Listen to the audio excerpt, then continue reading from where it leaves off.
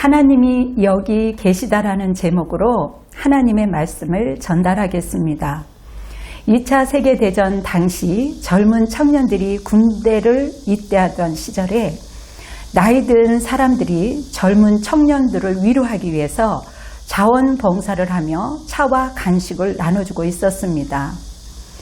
워싱턴 유니언 정거장에서 불편한 다리를 절며 따뜻한 코코아 잔을 나르던 노인 자원봉사자가 저녁 늦도록 잔을 날랐습니다. 근데 이렇게 가만히 그 노인을 지켜보고 얼굴을 자세히 보니 글쎄 루즈벨트 대통령인 거예요. 설마 대통령이 따뜻한 코코아를 나를 줄 누가 생각이나 했겠어요. 놀란 한 청년이 큰 용기를 얻어 담대하게 전쟁터로 나가는 이야기가 있습니다.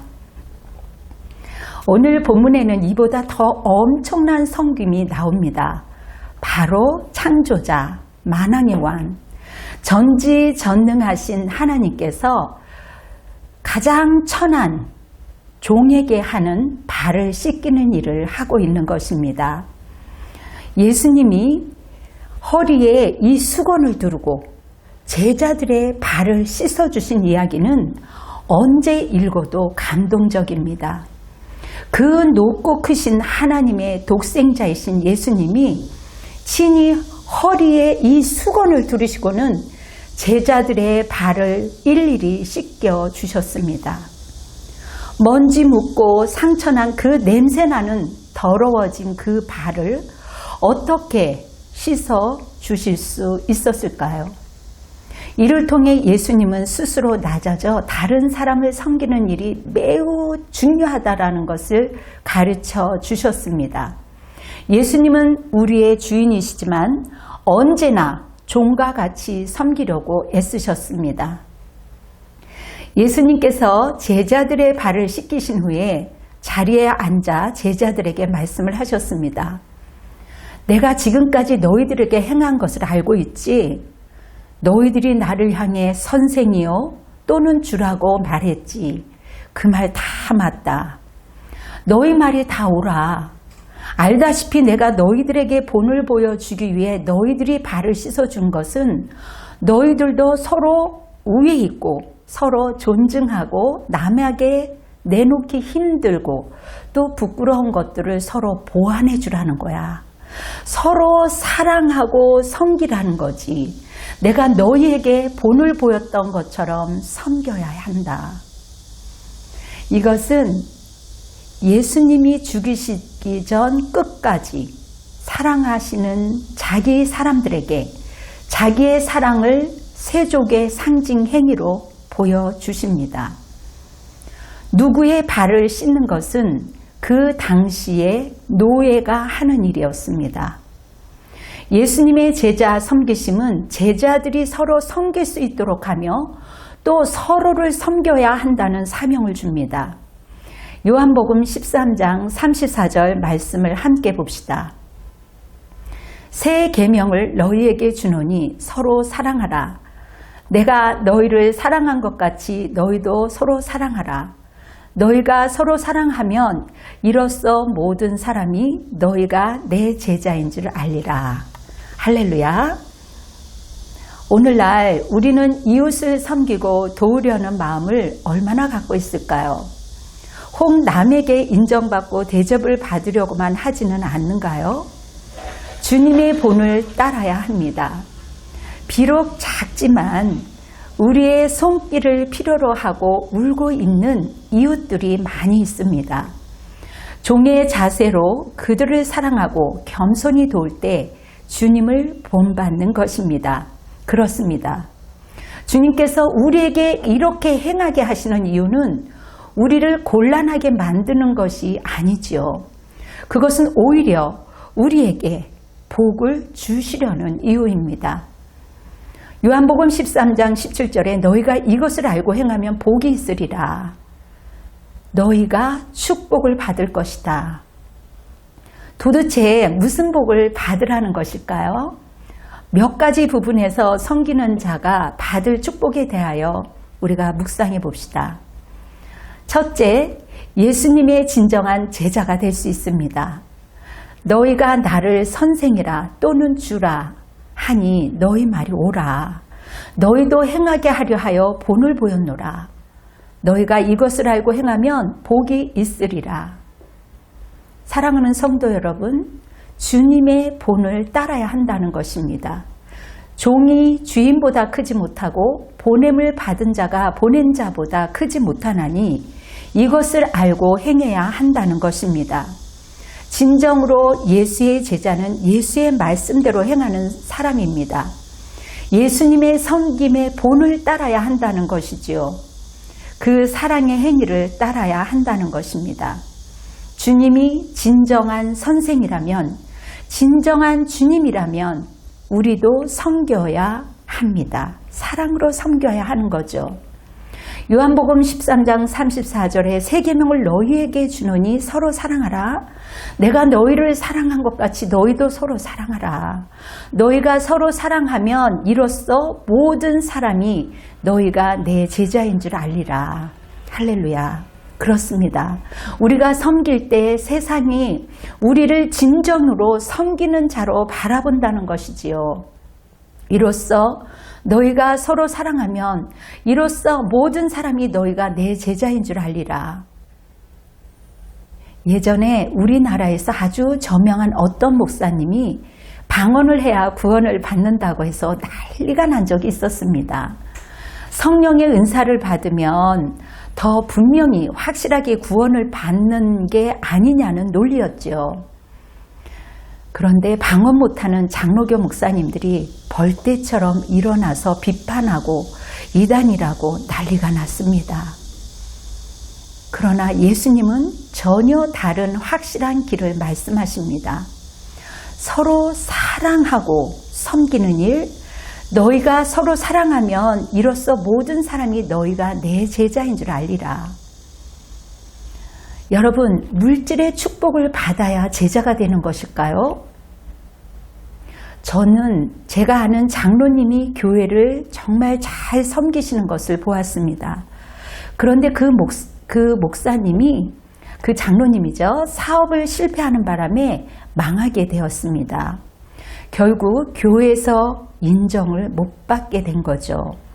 그렇게 잘 섬기셨던 분인데 예수님은 물질이 있다고 또 물질이 없다고 내 제자가 되리라고 하지 않았습니다. 그럼 어떻게 해야 내 제자가 될까요? 너희가 서로 사랑하면 이로써 모든 사람이 너희가 내 제자인 줄 알리라. 할렐루야. 그렇다면 성경 지식을 많이 쌓으면 제자가 될까요? 말씀은 순종하라고 배우는 것입니다. 순종하고 사랑하는 마음이 없으면 우리는 그 엄청난 지식으로 마귀에게 휘둘리게 되지요. 신앙이 어린 사람은 결코 비판하지 못합니다. 비판할 수 없습니다. 모르기 때문이죠. 그러나 오히려 신앙생활 오래 한 사람이 교회에서 사람을 비판하고 심지어 목회자까지 비판합니다. 지식이 많이 있다고 해도 또 성경 공부를 많이 했다고 해도 그 안에 영혼을 사랑하고 섬기는 마음이 없으면 아무 소용이 없는 것입니다. 그렇습니다. 어떻게 우리는 참된 제자가 될 수 있습니까? 오직 우리가 사랑하고 섬길 때 진정한 주님의 제자가 되는 것입니다. 둘째, 제자의 축복을 누리게 됩니다. 그것은 마치 예수님처럼 아버지 하나님처럼 대접받게 되는 것을 의미하는데요. 요한복음 13장 20절에 내가 진실로 진실로 너희에게 말한다. 누구든지 내가 보내는 사람을 영접하는 사람은 나를 영접하는 것이요. 나를 영접하는 사람은 나를 보내시는 분을 영접하는 것이다. 예수님께서, 아니 우리 예수님처럼 하나님처럼 받게 해주시겠다라는 것이지요. 다시 말해 우리를 신적 가족, 하나님의 가족이 되게 해주시겠다라는 것입니다. 여러분, 하나님의 건속이라는 말이 나오죠. 하나님의 건속이라는 말은 가족이라는 뜻입니다. 하나님의 가족이 되어 주시겠다라는 것입니다. 그렇습니다. 우리가 예수님 믿고 하나님의 가족, 하나님의 자녀가 되었습니다.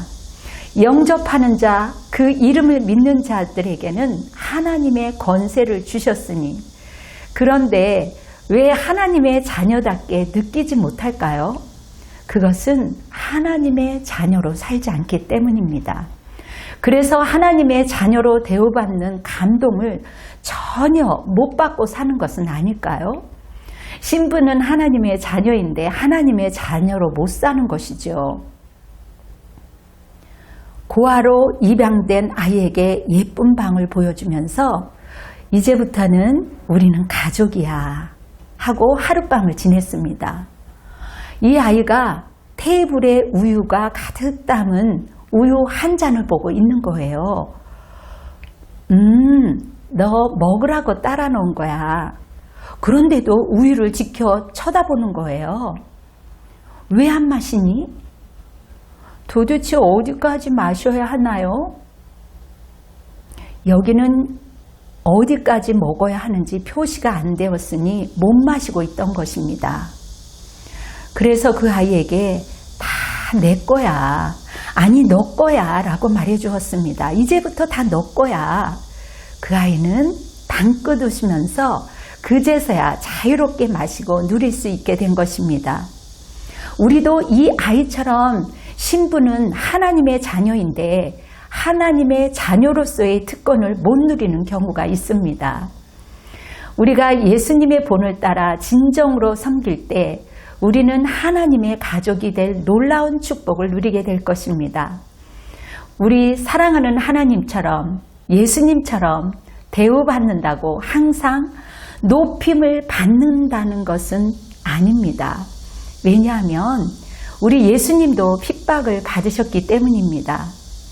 종이 주인보다 크지 못하고 보냄을 받은 자가 보낸 자보다 크지 못하니 이를 알고 행하면 복이 있으리라. 불신자들과 핍박자들은 여전히 우리를 핍박할 수 있습니다. 예수님 승천 이후에도 제자들도 이런 경험을 하지 않았습니까? 그때 사도들은 어떠했습니까? 사도행전에 보면 사도들은 그 이름을 위하여 능력받는 일에 합당한 자로 여기심을 기뻐하면서 공의 앞을 떠난다라고 말씀이 기록되어 있습니다. 예수님처럼 대우받는 것을 기뻐했다라는 말입니다. 우리가 섬길 때 이런 핍박만 있는 것이 아니죠. 너희를 시험하는 것이 내 육체에 있으되 이것을 너희가 업신여기지 아니하며 버리지도 아니하고 오직 나를 하나님의 천사와 같이 또는 그리스도의 예수와 같이 영접하였도다. 갈라디아서 4장 14절은 이런 말씀이 있는데요. 바울처럼 귀히 여김을 받으며 주님처럼 대우받는 환상적인 영광을 누리기도 한다는 것입니다. 중국 남부 지역의 나환자촌에서 사역하시는 의료 선교사님 한 분이 계셨어요. 그분이 제가 아는 지인 의사를 초청했습니다. 그래서 함께 여러 가지 일들을 지인 목사님이 경험을 하신 거죠. 거의 중국 방문 일정을 마쳤을 때였습니다. 거기 환자로 입원했던 조선족 한 분이 환자로 입원해 있었습니다. 그 지인 목사님에게 이렇게 묻더라는 거예요. 의사 선생님, 혹시 예수님을 본 적이 있으신가요? 그 말을 듣고 지인 목사님이 너무나도 당황해서 말문이 막혔다라는 거예요. 그 환자가 이렇게 말하는 거예요. 나는 매일 예수님을 봐요. 제가 보여드릴까요? 그러다라는 거예요. 예, 보여주세요. 그분의 손에 이끌려 갔는데 나병 환자를 돌보는 의사 선생님 앞에서 환자가 멈추는 거예요. 그러더니 그분을 손으로 가리키면서 나는 매일 예수님을 봐요. 그분이 저기 있습니다. 그 지인 목사님이 충격을 받았다라는 거예요. 그 초라한 의로 선교사님이 예수님처럼 하나님처럼 그렇게 대우를 받았다라는 거죠. 그렇습니다. 우리는 주님의 영광에 둘러싸여 예수님처럼 여김을 받으며 예수님처럼 보이게 되는 것입니다. 여기서 세 번째 축복이 나옵니다. 바로 주변의 모든 사람에게 축복이 되는 이야기인데요. 그들에게 예수님을 만나는 통로, 하나님을 만나는 통로가 되는 축복 말입니다. 셋째, 주변의 모든 사람들에게 축복의 통로가 된다는 것입니다. 다시 말해 요한복음 10장 20절 말씀을 읽어보겠습니다. 내가 진실로 진실로 너희에게 말한다. 누구든지 내가 보내는 사람을 영접하는 사람은 나를 영접하는 것이요, 나를 영접하는 사람은 나를 보내시는 분을 영접하는 것이다. 진정으로 섬기는 삶을 살면 다른 사람들이 우리를 통하여 하나님과 예수님을 보게 됩니다. 그분을 만나게 됩니다. 그 중국의 선교사님의 삶처럼 말입니다. 세상 사람들은 하나님이 어디 있느냐고 외치고 있습니다. 예수님이 도대체 어디에 있냐고 외치고 있어요. 그분을 볼 수 없다고 비판하고 있습니다. 얼마 전에 광주에 내려오신 분이 유튜브에 있는 제 설교 예수님의 눈물을 보면서 목사님, 신이 어디 있습니까? 신은 없습니다. 결국 인간이 만들어낸 종교일 뿐 맹신과 신앙심입니다. 어디에 있냐고 사람들이 만들어 놓은 게 아닌가요? 하고 물었습니다. 정말 너무나도 안타까웠습니다. 예수님께도 이런 세상 사람들의 외침에 안타까워할 것입니다. 그분의 자녀가, 그분의 성도들이, 그 모임이, 그분의 교회가 반드시 세상의 주님을 만나야 해야 합니다. 그리고 그분도 온전히 살아계신 그 하나님, 사랑의 하나님을 만나야 합니다. 우리가 주님을 세상에 보여주어야 할 것입니다. 예수님은 눈에 보이지 않는 하나님의 형상이었습니다.